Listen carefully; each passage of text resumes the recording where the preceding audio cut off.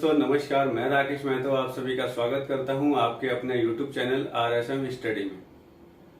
हम पढ़ रहे थे दर्रे के बारे में। दर्रे के हमारी 2 क्लास हो चुकी है, आज हमारी तीसरी क्लास है दर्रे के ऊपर।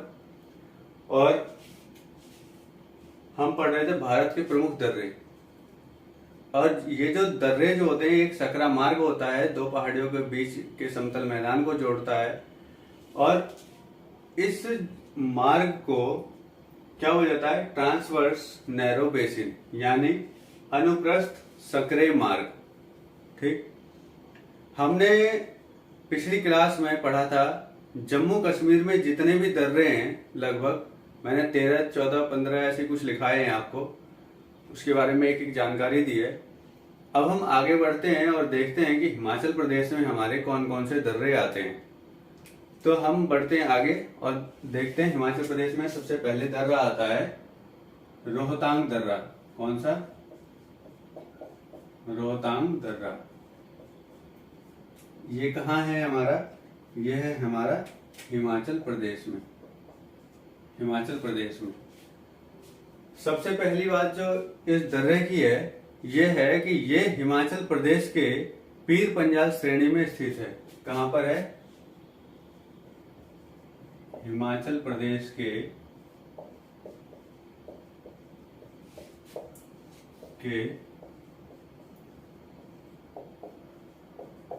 पीर पंजाल श्रेणी में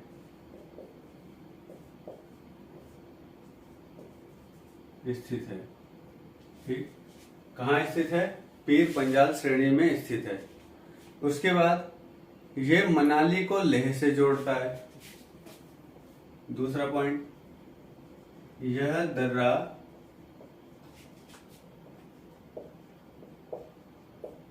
मनाली को लेह से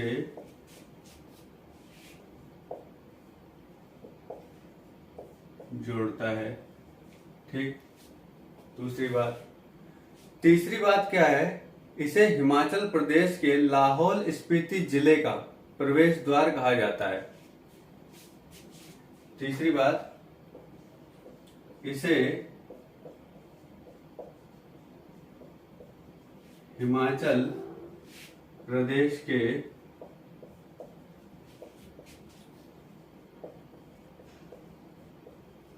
लाहौल स्पीति जिले का क्या कहा जाता है? प्रवेश द्वार कहा जाता है।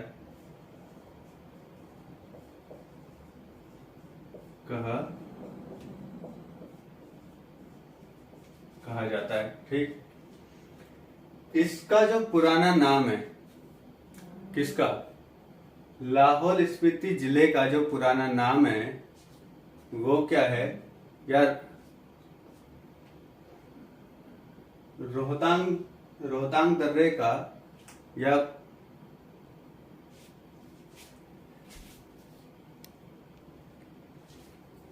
जो पुराना नाम है इसका वो है भृगुतुंग। इसका पुराना नाम किसका? लाहौल स्पीति जिले का जो पुराना नाम है वो है भृगुतुंग। क्या है ये पुराना नाम?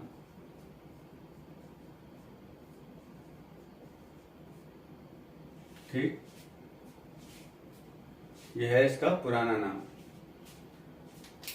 तो क्या है? रोहतांग दर्रा हिमाचल प्रदेश के पीर पंजाल श्रेणी में स्थित है और यह मनाली को लेह से जोड़ता है और इसे हिमाचल प्रदेश के लाहौल स्पीति जिले का प्रवेश द्वार कहा जाता है और इसका पुराना नाम भृगुतुंग है।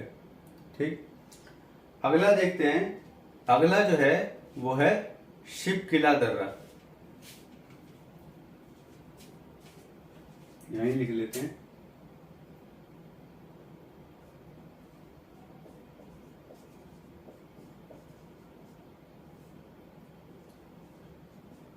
शिव किला दर्रा। और ये जो दर्रा है ये हमारा पड़ता है हिमाचल प्रदेश में। ठीक, अब इसकी जो मुख्य बातें हैं वो क्या है? ये कहाँ था? पीर पंजाल श्रेणी में। और ये है हमारा जास्कर श्रेणी में।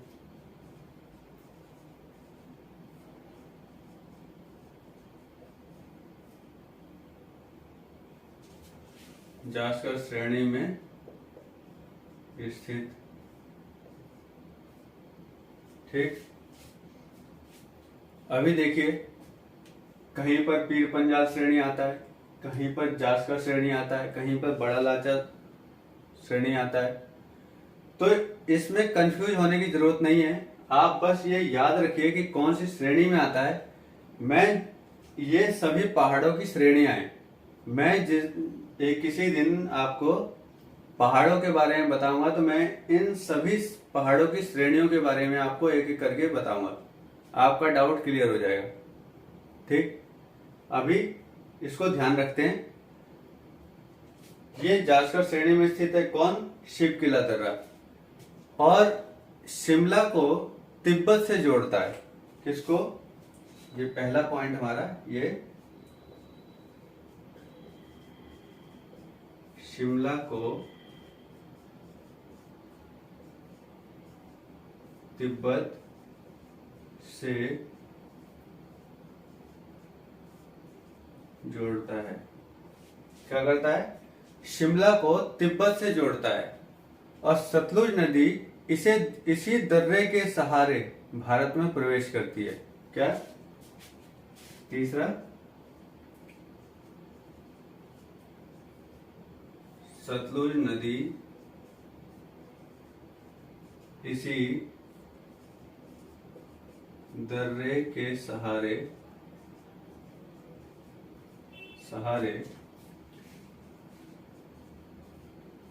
भारत में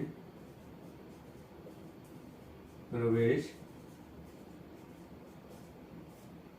करती है। क्या?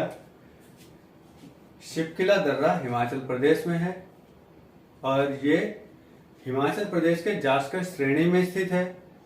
यह शिमला को तिब्बत से जोड़ती है और सतलुज नदी जो है वो इसी दर्रे के सहारे भारत में प्रवेश करती है।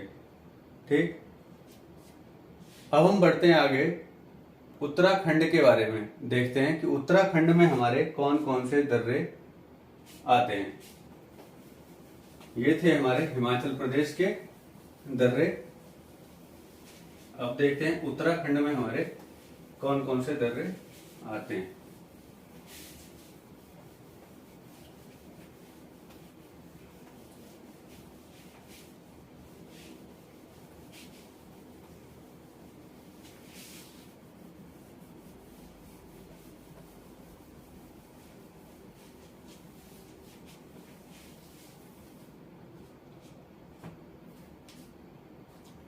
तो सबसे पहले जो दर्रा देख रहे हैं उत्तराखंड का, वो है लिपू लेक। क्या?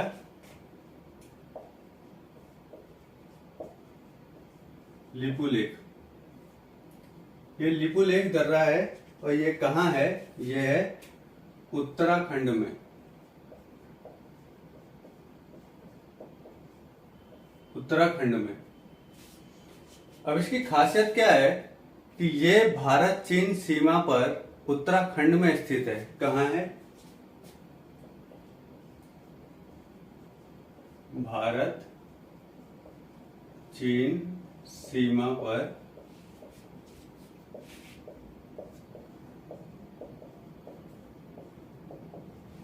उत्तराखंड में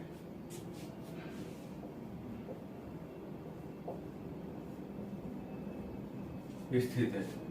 कहां पर है? भारत चीन सीमा पर उत्तराखंड में स्थित है। पहले तो ये बात हो गई। दूसरी बात, भारत और चीन के बीच पहला सीमा व्यापार पॉइंट है। भारत और चीन के बीच पहला सीमा व्यापार पॉइंट है। दूसरी बात, भारत और चीन सीमा पर पहला व्यापार मार्ग है। भारत और चीन सीमा पर या बीच में, सीमा पर यानी बीच में, ठीक है, या भारत और चीन के बीच, एक सेकंड, भारत और चीन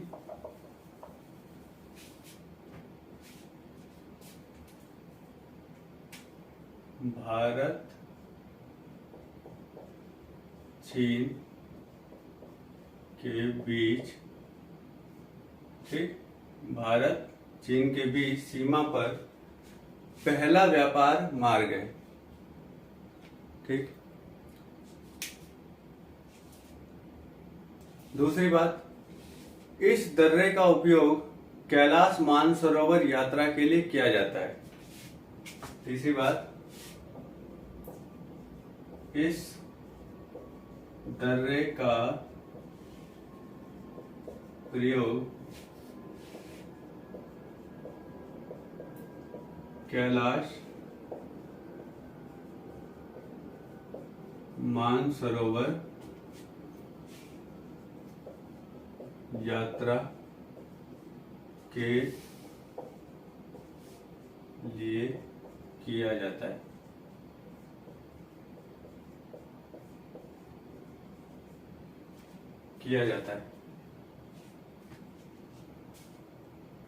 ठीक।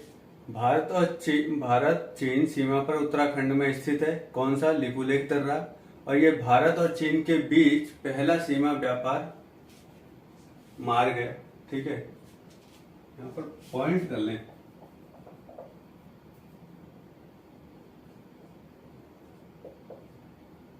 पॉइंट, पहला व्यापार पॉइंट है ये। ठीक, मतलब जगह ही है कि अगर हमें भारत और चीन के बीच में व्यापार करना है तो यही वो जगह है जहां से व्यापार होता है। ठीक, उसके बाद इस दर्रे का उपयोग कैलाश मानसरोवर यात्रा के लिए किया जाता है। ठीक, अब देखते हैं आगे कौन सा दर्रा आता है। अब आता है नीति दर्रा। कौन सा दर्रा है हमारा? नीति दर्रा।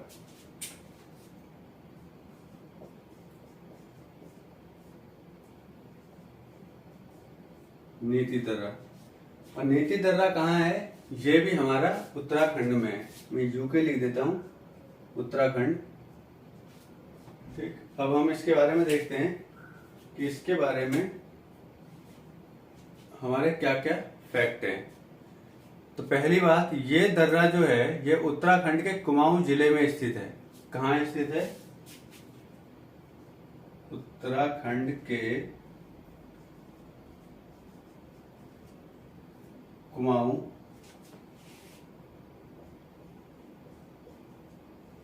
जिले में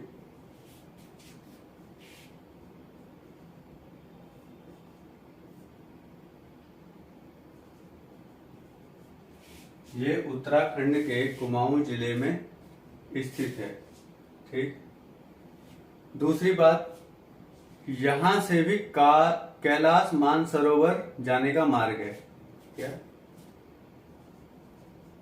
यहां से भी कैलाश मानसरोवर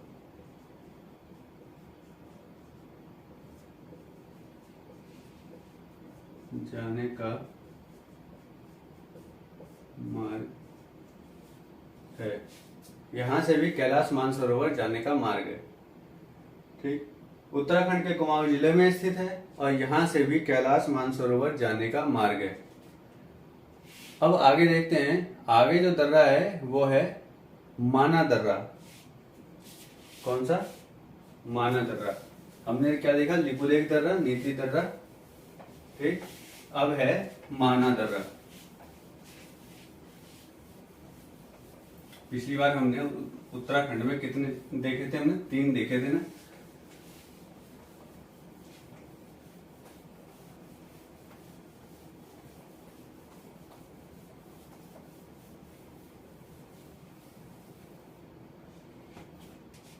और इस बार कितने हो गए हमारे, इस बार हमारे ज्यादा हो गए।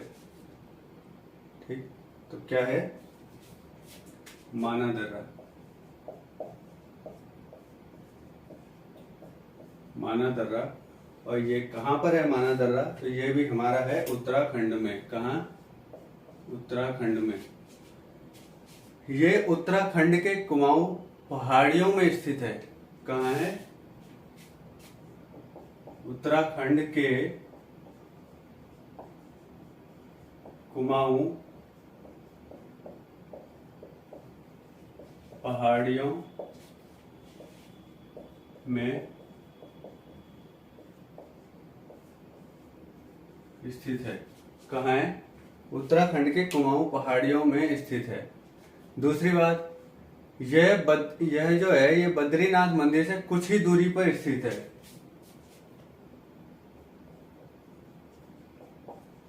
बद्रीनाथ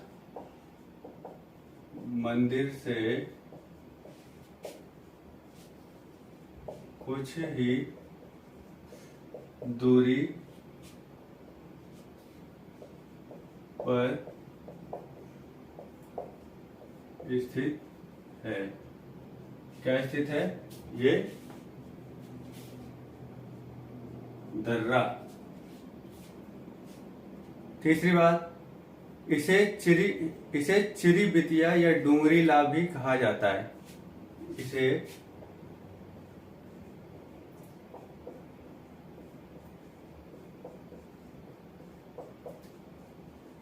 चिरी बितिया या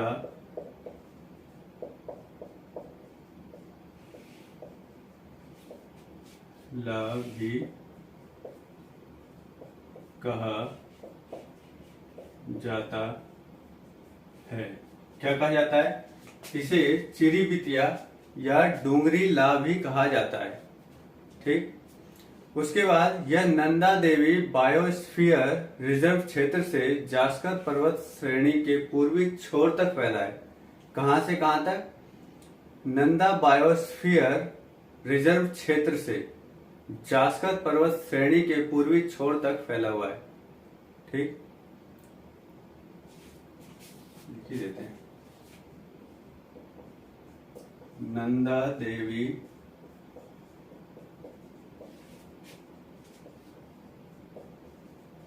बायोस्फीयर क्षेत्र से, नंदा देवी बायोस्फीयर क्षेत्र से कहां तक फैला हुआ है ये फैला है जास्कर पर्वत श्रेणी के पूर्वी छोर तक।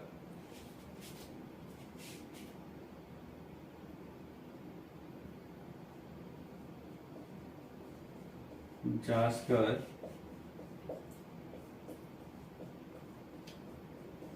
श्रेणी के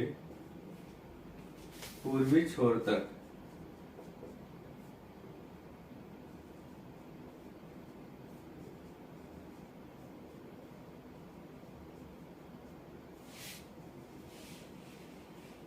फैला हुआ है।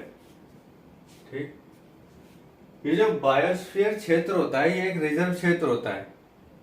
जैसे अपना वन्य अभ्यारण्य होता है, ठीक, या नेशनल पार्क होते हैं, जो ये क्या होते हैं, रिजर्व क्षेत्र होते हैं। उसी तरीके से ये बायोस्फीयर क्षेत्र जो होते हैं ये भी रिजर्व होते हैं। ठीक, उसके बाद इसी दर्रे में देवताल झील है। इसी दर्रे में देवताल झील है जहां से अलकनंदा की सहायिका नदी सरस्वती का उद्गम होता है। ठीक, क्या है इसमें, देवताल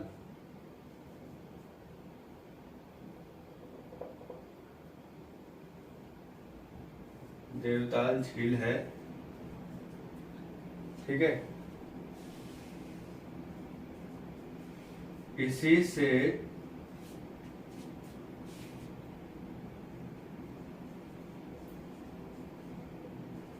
अलकनंदा नदी की सहायिका कौन सी नदी है? सरस्वती नदी। कौन सी? सरस्वती नदी का उद्गम होता है। क्या होता है? उद्गम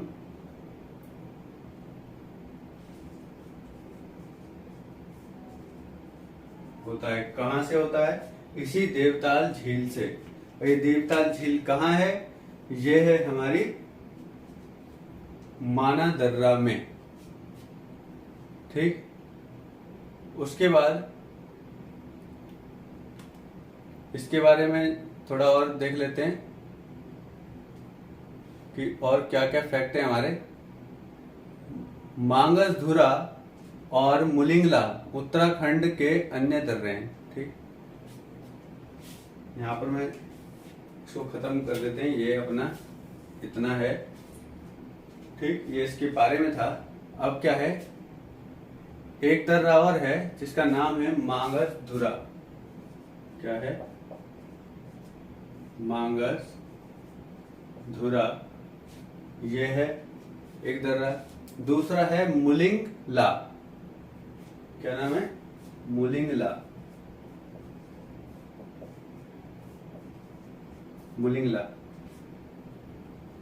यहां तक तो हमारे फेमस दर्रे थे। ठीक। लेकिन दो दर्रे और हैं जो मांगसधुरा और मुलिंगला। ठीक। ये दो दर्रे हैं जो उत्तराखंड में ही है। कहां पर है? उत्तराखंड में ही है ये दोनों दर्रे। ठीक। उसके बाद एक और बात है, वो मैं बताता हूं भी।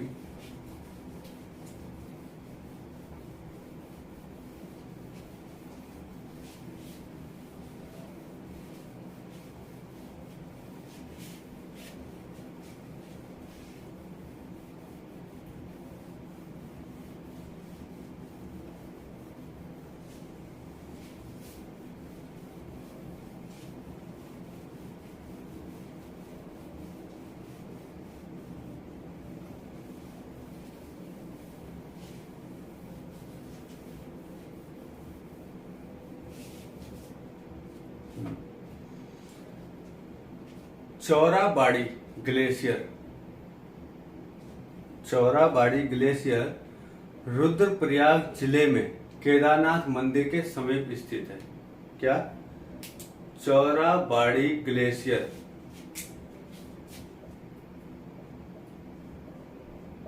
चौराबाड़ी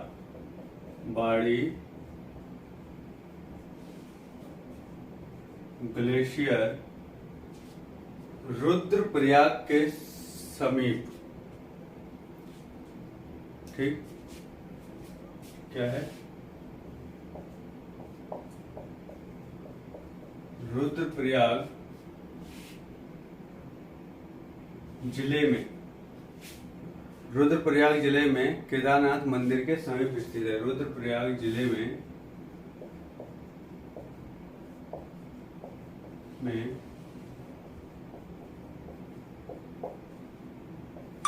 केदारनाथ मंदिर के समीप स्थित है।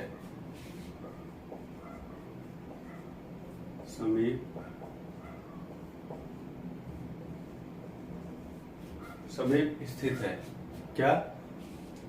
चौराबाड़ी ग्लेशियर। ठीक। उसके बाद इस ग्लेशियर के पिघलने के कारण एक झील का निर्माण हो गया। ठीक। ये जो ग्लेशियर है पिघलने के कारण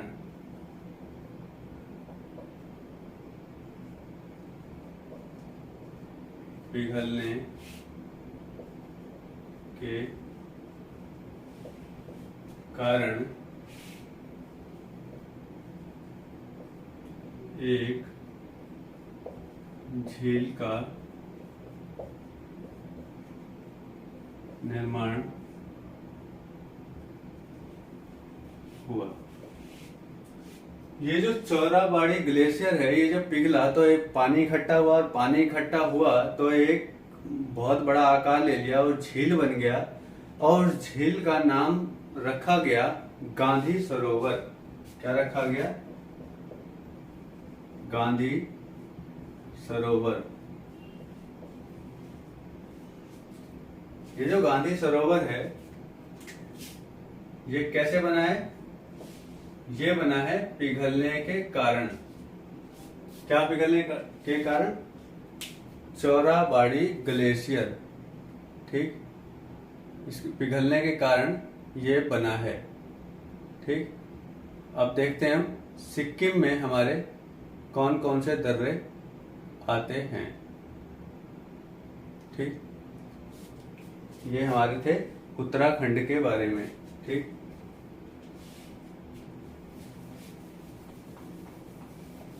अब देखते हैं वहां सिक्किम में हमारा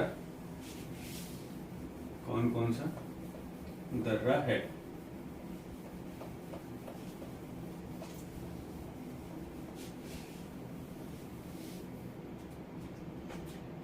तो सिक्किम में जो सबसे पहले दर्रा आता है वो आता है नाथुला दर्रा। कौन सा? नाथुला दर्रा। नाथुला दर्रा। ठीक, ये कहां पर आता है हमारा? ये आता है हमारा सिक्किम में।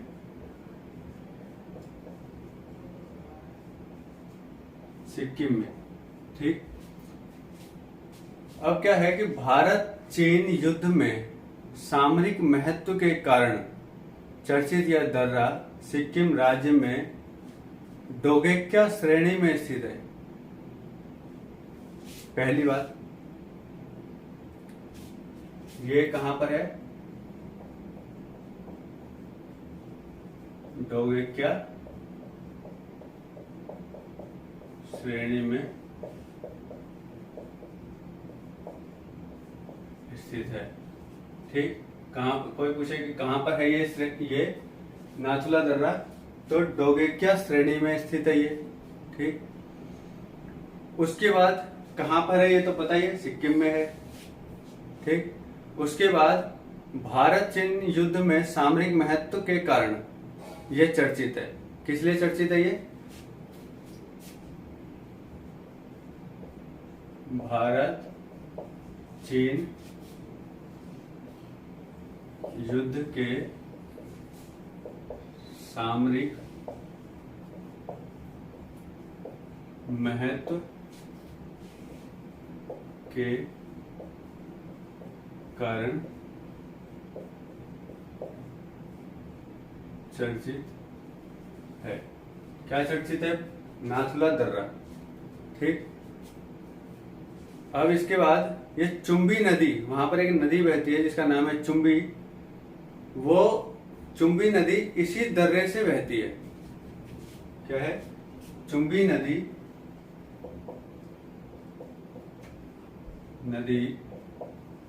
इसी दर्रे से बहती है। दर्रे से बहती है। चुंबी नदी इसी दर्रे से बहती है। और ये दर्रा जो है वो प्राचीन रेशम मार्ग की एक शाखा है। बहुत पहले यहाँ पर एक रेशम मार्ग हुआ करता था, जो पीछे अफगानिस्तान में भी देखा जाता था कि अफगानिस्तान की तरफ ये रेशम मार्ग हुआ करता था, और आज भी वो रेशम मार्ग ही कहलाता है। तो उसी की एक शाखा ये भी मानी जाती थी। तो क्या है? यह प्राचीन में एक रेशम मार्ग कहलाता था। नहीं, रेशम मार्ग की एक शाखा था। की एक शाखा थी। ये प्राचीन में एक रेशम मार्ग की शाखा थी। ठीक, तो सबसे पहली बात, ये कहां पर स्थित है? डोगेक्या श्रेणी में स्थित है। और भारत चीन युद्ध में सामरिक महत्व के कारण यह चर्चित भी है। और चुंबी नदी इसी दर्रे के सहारे बहती है। या उसी के किनारे बहती है, उसके साथ में बहती है।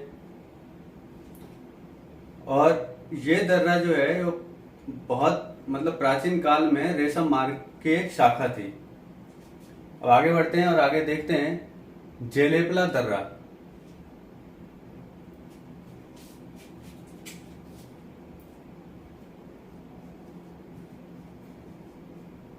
जेलेपला दर्रा ये कहाँ है? ये भी हमारी कहाँ है? सिक्किम में।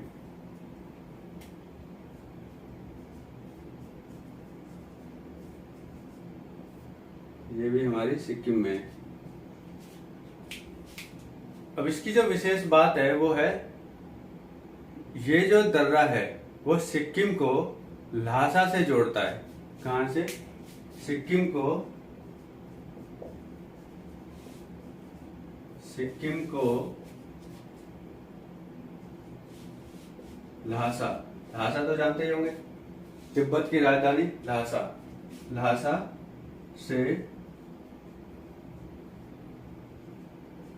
जोड़ता है।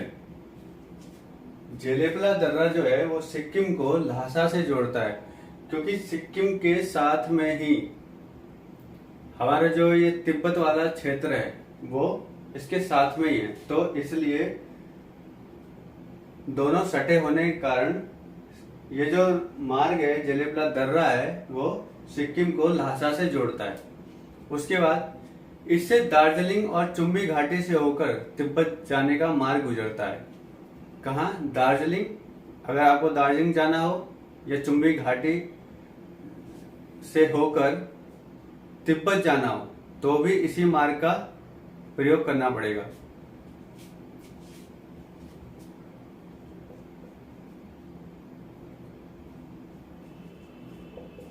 दार्जिलिंग और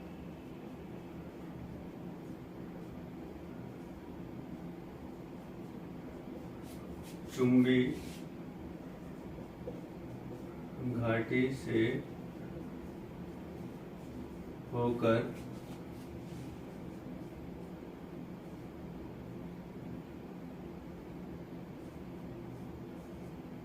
तिब्बत जाने का मार्ग है। ठीक, दार्जिलिंग और चुम्बी घाटी से होकर तिब्बत जाने का मार्ग है। कौन सा? जेलेपला दर्रा, और ये सिक्किम को ल्हासा से जोड़ता है। ठीक, इसके बारे में ये बातें थी। अब देखते हैं कि हमारे अरुणाचल प्रदेश में कौन कौन से दर्रे हैं। सिक्किम में हमारे 2 ही दर्रे थे। ठीक, अब देखते हैं कि अरुणाचल प्रदेश में हमारे कौन कौन से दर्रे हैं। सिक्किम में हमारा नाथुला दर्रा, जेलेपला दर्रा।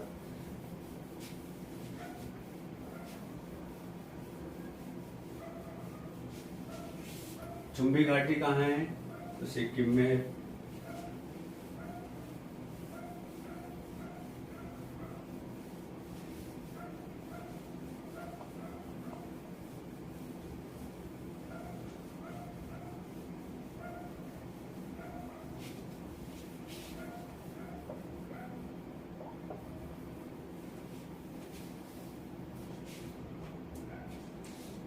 अब देखते हैं कि अरुणाचल प्रदेश में हमारे कौन कौन से दर्रे आते हैं।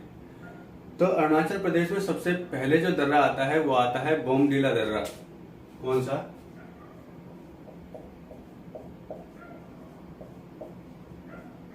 बोमडीला दर्रा।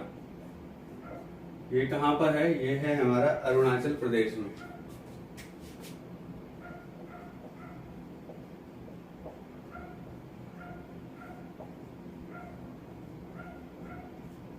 अरुणाचल प्रदेश में, और वहां पर एक घाटी है जिसका नाम है तवांग। ठीक, तो इससे तवांग घाटी होकर तिब्बत जाने का मार्ग गुजरता है। कहां से? तवांग घाटी से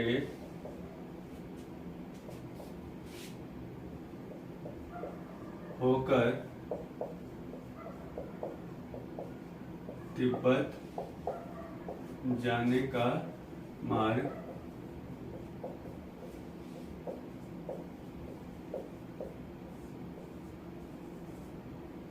गुजरता है। ठीक, तवांग घाटी से होकर तिब्बत जाने का मार्ग गुजरता, मतलब एक रास्ता है जो, यही वो बॉमडिला दर्रा है जिससे होकर सबसे पहले अरुणाचल प्रदेश में तवांग घाटी आएगी, वहीं से ये रास्ता शुरू होता है और उसी रास्ते से होकर, उसी घाटी से होकर तिब्बत जाया जाता है। तो ये बॉमडिला दर्रा वहीं पर है। उसके बाद जो अगला दर्रा है वो है यांगयाप।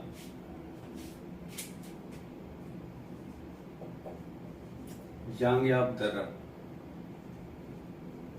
ये भी हमारा अरुणाचल प्रदेश में है। कहाँ है? ये भी हमारा अरुणाचल प्रदेश में है। और इसके बारे में जो विशेष बात है वो है, इस दर्रे के पास से ब्रह्मपुत्र नदी भारत में प्रवेश करती है। इस दर्रे के पास से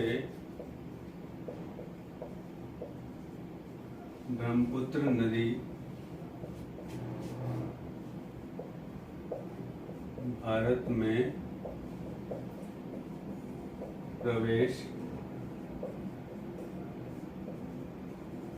करती है। ठीक, उसके बाद यहीं से चीन जाने का मार्ग है। यहाँ से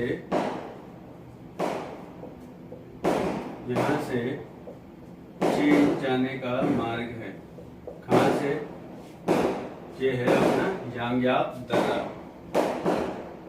चीन जाने का मार्ग है।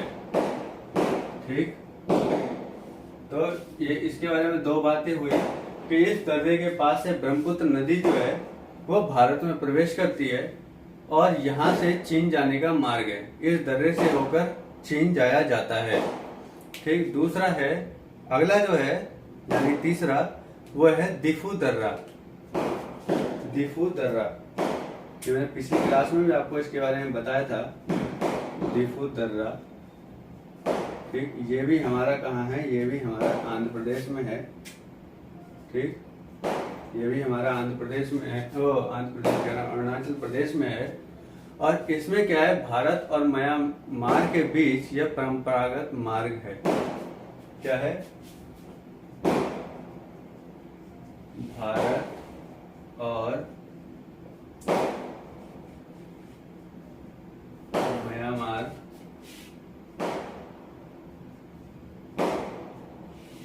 के बीच परंपरागत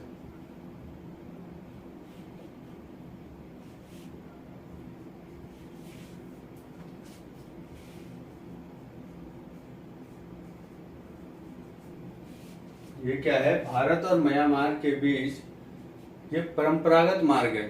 ठीक, और म्यांमार का जो पुराना नाम है वो था क्या? वर्मा। क्या था?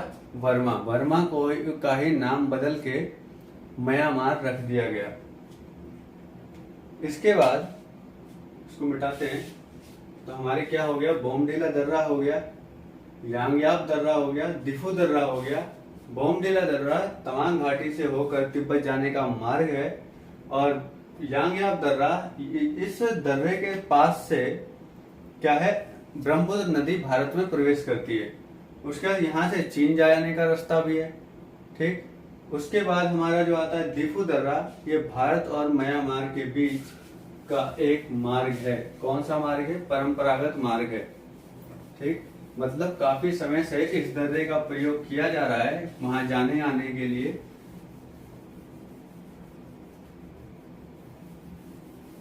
तो ये मार्ग हमारा बहुत पुराना है।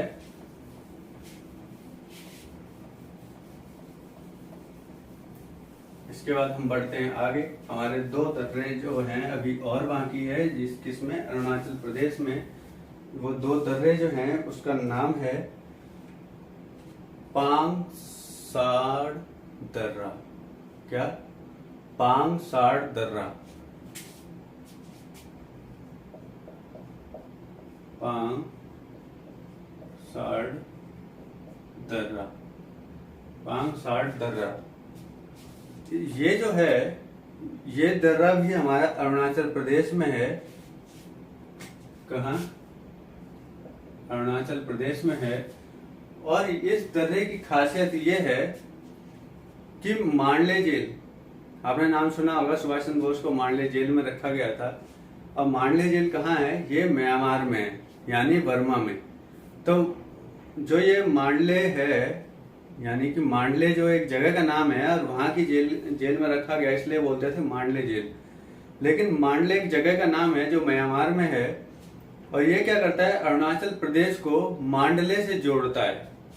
क्या करता है? यह दर्रा अरुणाचल प्रदेश को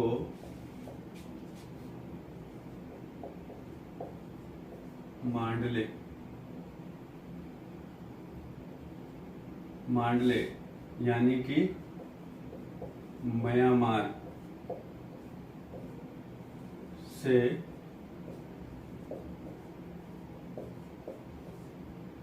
जोड़ता है। ठीक, क्या करता है? जोड़ता है। किसको? अरुणाचल प्रदेश को मांडले से। ठीक, अगला जो दर्रा आता है ये क्या है? लेखापानी दर्रा।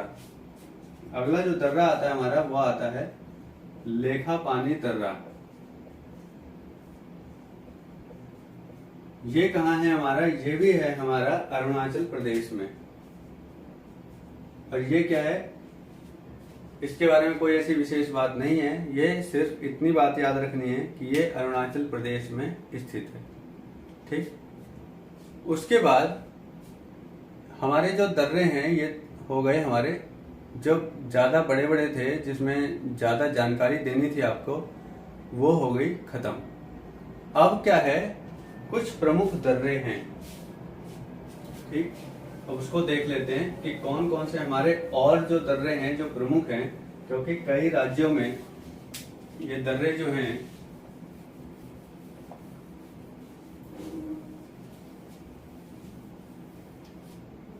और हैं जिसको हमने अभी तक नहीं देखा है। ठीक, तो अब एक हेडिंग डाल लेते हैं, प्रमुख दर्रे। अन्य प्रमुख दर्रे। ठीक, अन्य प्रमुख दर्रे के बारे में जब बात कर रहे हैं तो सबसे पहले आता है तुजू दर्रा। क्या? तुजू दर्रा। ये तुजू दर्रा है कहाँ? ये तुजू दर्रा जो है ये हमारा है मणिपुर में। कहाँ? मणिपुर में। और मणिपुर में जो है इसका काम जो है इम्फाल को म्यांमार से जोड़ना है। मणिपुर की राजधानी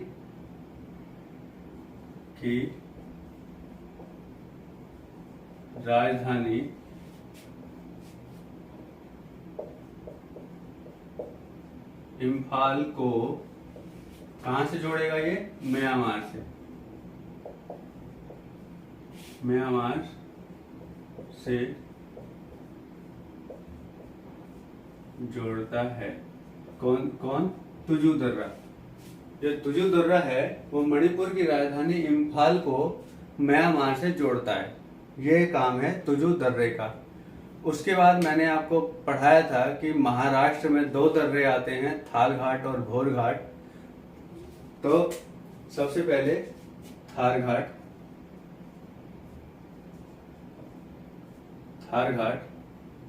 ठीक, ये कहां पर है? हमारा महाराष्ट्र। ये है हमारा महाराष्ट्र में थार घाट, थाल घाट।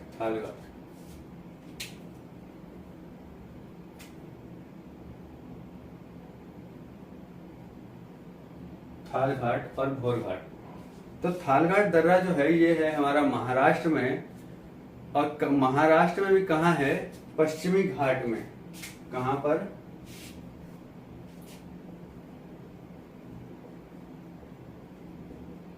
महाराष्ट्र के पश्चिमी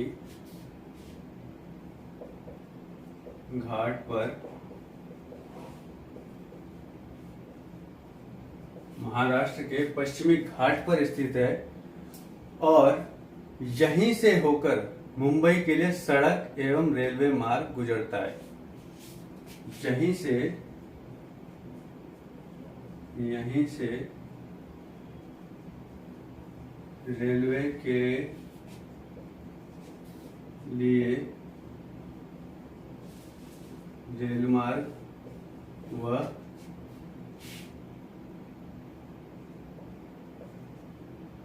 सड़क मार्ग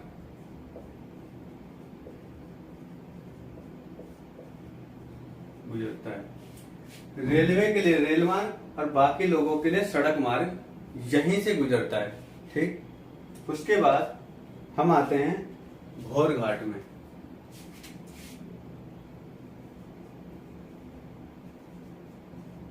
भोर घाट ये भी हमारा है महाराष्ट्र में, और इसकी जो विशेषता है वो है कि ये दर्रा जो है महाराष्ट्र के पश्चिमी घाट में स्थित है। ये भी ठीक, यहां लिख लेते हैं।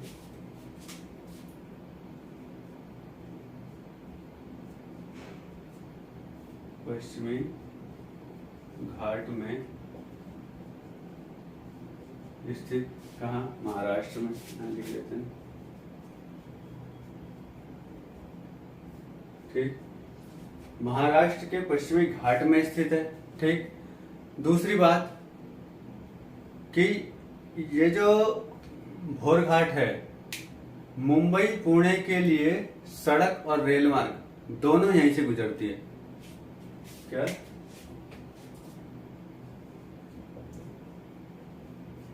मुंबई पुणे। ठीक, मुंबई पुणे के लिए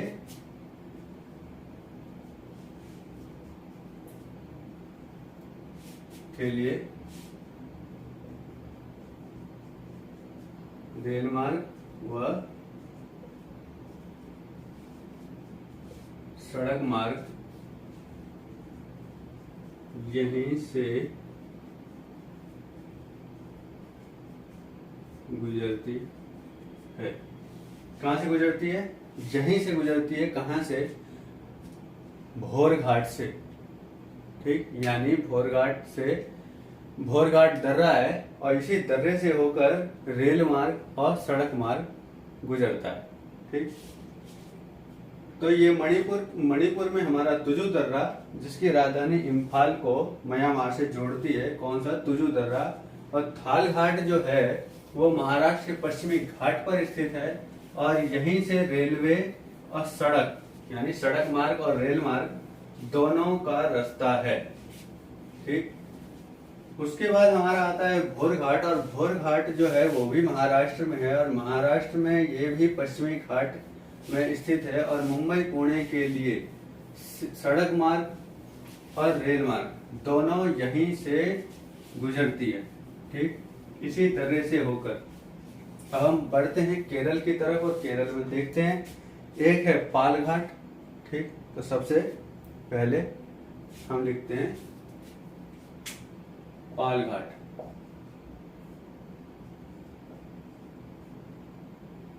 पाल घाट, ये जो पाल घाट है ये है हमारा केरल में।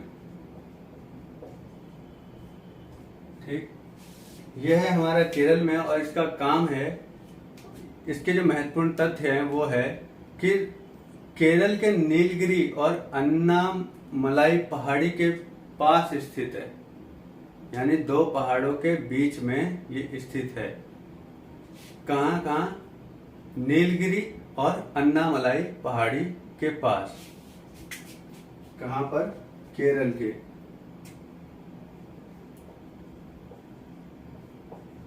के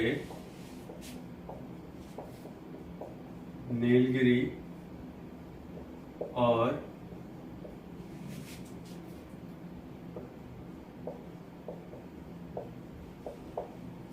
अन्नामलाई पहाड़ी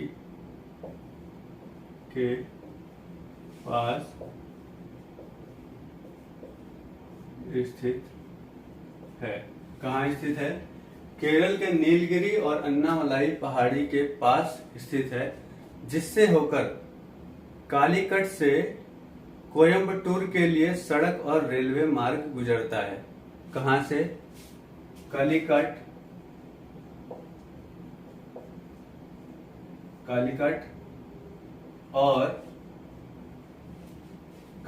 और कहाँ के लिए? कालीकट और कोयम्बटूर। आपने नाम भी सुना होगा, कोयम्बटूर, ट्रेन भी जाती है। ठीक,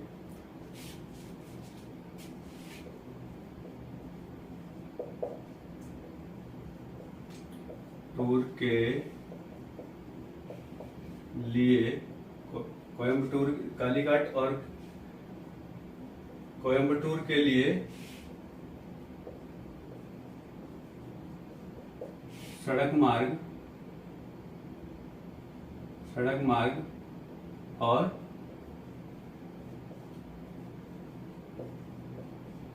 रेल मार्ग गुजरता है।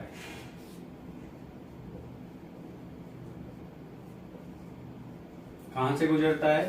तो इसी दर्रे से होकर गुजरता है। ठीक, और ये नीलगिरी और अन्नामलाई पहाड़ी के पास स्थित है। ठीक, उसके बाद केरल में एक और आता है जिसका नाम है सेनकोट्टा। क्या नाम है? सेनकोट्टा दर्रा। ठीक,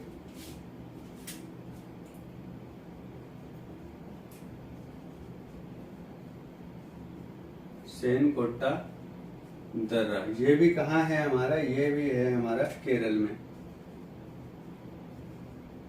ठीक, ये भी है हमारा केरल में।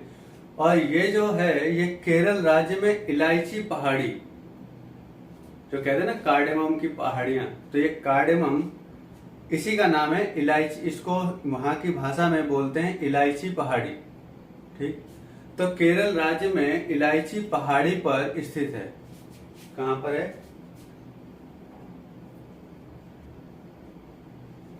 केरल राज्य में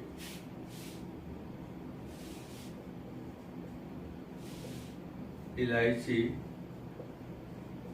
पहाड़ी पर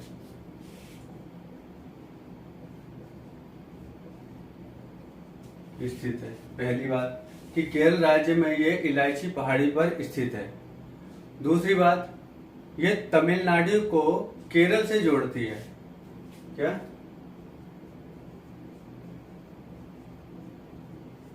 तमिलनाडु को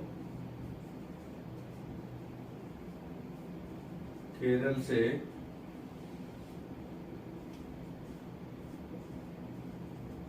जोड़ती है।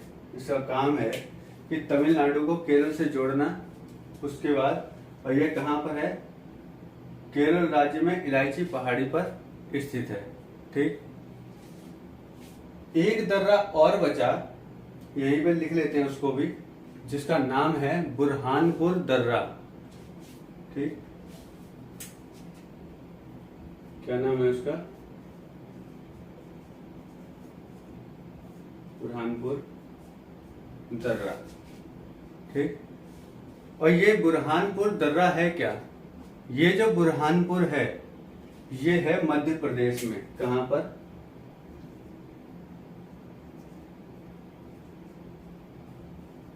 कहां पर है ये? मध्य प्रदेश में।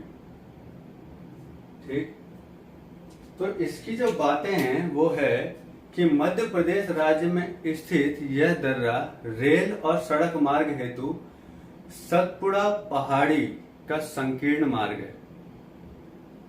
सुना हुआ सतपुड़ा के घने जंगल। ठीक, तो वही है, ये पहाड़ी है सतपुड़ा। तो क्या है कि मध्य प्रदेश में स्थित ये जो दर्रा है, रेल और सड़क मार्ग के लिए सतपुड़ा पहाड़ी का संकीर्ण मार्ग है। ठीक, रेल और सड़क मार्ग के लिए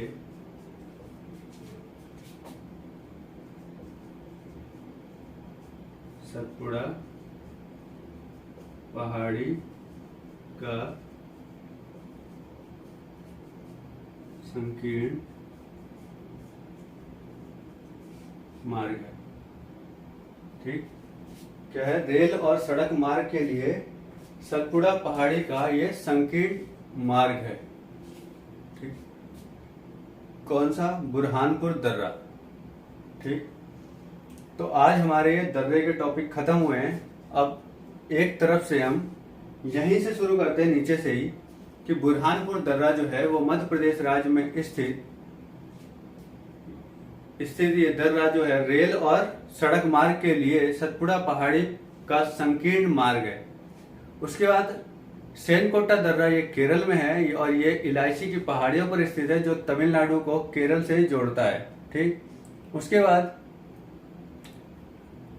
बाद हम आते हैं पालघाट दर्रे पे, और पालघाट दर्रा जो है ये केरल के नीलगिरी और अन्नामलाई पहाड़ी के पास स्थित है, जिससे होकर कालीकट से कोयम्बटूर के लिए एक सड़क मार्ग और रेलवे मार्ग गुजरता है। ठीक, भोरघाट दर्रा जो है ये महाराष्ट्र के पश्चिमी घाट में स्थित है, जिससे होकर मुंबई पुणे के लिए सड़क और रेलवे मार्ग गुजरता है। उसके बाद आते हैं हम थालघाट दर्रा पे। थालघाट दर्रा जो है ये महाराष्ट्र में है और यह दर्रा महाराष्ट्र के पश्चिमी घाट पर स्थित है, जिससे होकर मुंबई के लिए एक सड़क और एक रेलवे मार्ग गुजरता है। तुजू दर्रा जो है वो हमारा मणिपुर में है और मणिपुर की राजधानी इम्फाल को म्यांमार से जोड़ने का काम करती है। अब हम आते हैं अरुणाचल प्रदेश की तरफ। अरुणाचल प्रदेश में लेखा पानी है। ये अरुणाचल प्रदेश में एक दर्रा है और इसका कोई विशेष तथ्य नहीं है। ठीक, अब पांगसाट दर्रा जो है ये भी अरुणाचल प्रदेश में है और ये दर्रा जो है अरुणाचल प्रदेश को मांडले यानी म्यांमार से जोड़ने का काम करता है। दिफू दर्रा ये भी अरुणाचल प्रदेश में है और ये भारत और म्यांमार के बीच एक परंपरागत मार्ग है। यांग्याप दर्रा ये भी अरुणाचल प्रदेश में है और इस दर्रे के पास से ब्रह्मपुत्र नदी भारत में प्रवेश करती है और यहाँ से चीन जाने का मार्ग है। ठीक, उसके बाद बोमडिला दर्रा ये भी आंध्र प्रदेश में है और इससे तुबांग घाटी होकर तिब्बत जाने का मार्ग गुजरता है। ठीक, उसके बाद हम बढ़ते हैं आगे और देखते हैं कि जेलेपला दर्रा जो है ये सिक्किम को ल्हासा से जोड़ता है, यानी कि ये सिक्किम का दर्रा है और सिक्किम को ये ल्हासा से जोड़ता है। ल्हासा क्या है? तिब्बत की राजधानी ल्हासा है। ठीक, उसके बाद इससे दार्जिलिंग और चुम्बी घाटी से होकर तिब्बत जाने का मार्ग है, यानी हम दार्जिलिंग जा सकते हैं। ठीक, और चुम्बी घाटी से होकर तिब्बत भी जा सकते हैं। ठीक, उसके बाद आता है नाथुला दर्रा जो है ये भी सिक्किम का दर्रा है और इसमें क्या है कि भारत चीन युद्ध में सामरिक महत्व के कारण चर्चित ये दर्रा। सबसे पहली बात, कहाँ पे दर्रा है ये? सिक्किम राज्य में डोगेक्या एक श्रेणी है, पहाड़ की श्रेणी, उसी श्रेणी पर ये स्थित है और यह दर्रा प्राचीन रेशम मार्ग भी है। ठीक, और भारत चीन युद्ध के सामरिक महत्व के कारण ये चर्चा में रहता है। उसके बाद हम बढ़ते हैं आगे और देखते हैं कि उत्तराखंड में हमारे कौन कौन से दर्रे हैं। तो उत्तराखंड में सबसे पहले लेते हैं माना दर्रा को और यह उत्तराखंड के कुमाऊं पहाड़ियों में स्थित है और यह बद्रीनाथ मंदिर से कुछ ही दूरी पर स्थित है। इसे चिरीबितिया या डूंगरी ला भी कहा जाता है और यह नंदा देवी बायोस्फीयर रिजर्व क्षेत्र से जास्कर श्रेणी के अलकनंदा जास्कर पर्वत श्रेणी के पूर्वी छोर तक फैला हुआ है और इसी दर्रे में देवताल झील है, जहां से अलकनंदा की एक सहायिका नदी सरस्वती का उद्गम होता है। ठीक, उसके बाद हम आते हैं नीति दर्रा क्या है? ये दर्रा जो है उत्तराखंड के कुमाऊं में स्थित है और यहाँ से भी कैलाश मानसरोवर जाने का मार्ग है।